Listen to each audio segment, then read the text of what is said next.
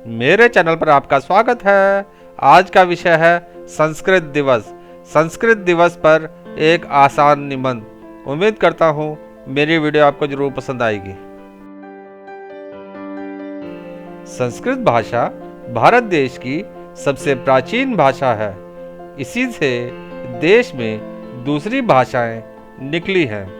सबसे पहले भारत में संस्कृत ही बोली गई थी।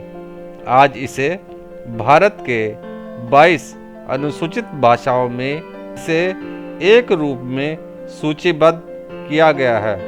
उत्तराखंड राज्य की यह एक आधिकारिक भाषा है।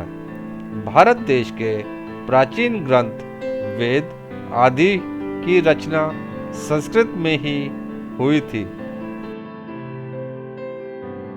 यह भाषा बहुत सी भाषा की जननी है। इसके बहुत से शब्दों के द्वारा अंग्रेजी के शब्द बने हैं। महाभारत काल में वैदिक संस्कृत का प्रयोग होता है। संस्कृत आज देश की कम बोले जाने वाली भाषा बन गई है, लेकिन इस भाषा की महत्ता को हम सब जानते हैं। इसके द्वारा ही हमें दूसरी भाषा सीखने बोलने में मदद मिली। इसकी सहायता से बाकी भाषा की व्याकरण समझ में आई। संस्कृत दिवस की शुरुआत 1969 में हुई थी।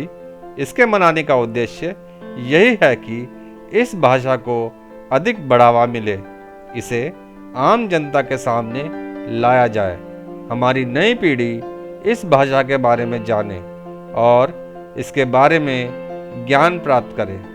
आजकल के लोगों को लगता है संस्कृत भाषा पुराने ज़माने की भाषा है, जो समय के साथ पुरानी हो गई। इसे बोलने व पढ़ने में भी लोगों को शर्म आती है।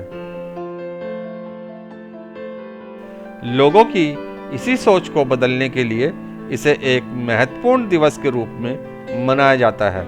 संस्कृत भाषा बहुत सुंदर भाषा है। ये कई सालों से हमारे समाज को समृद्ध बना रही है।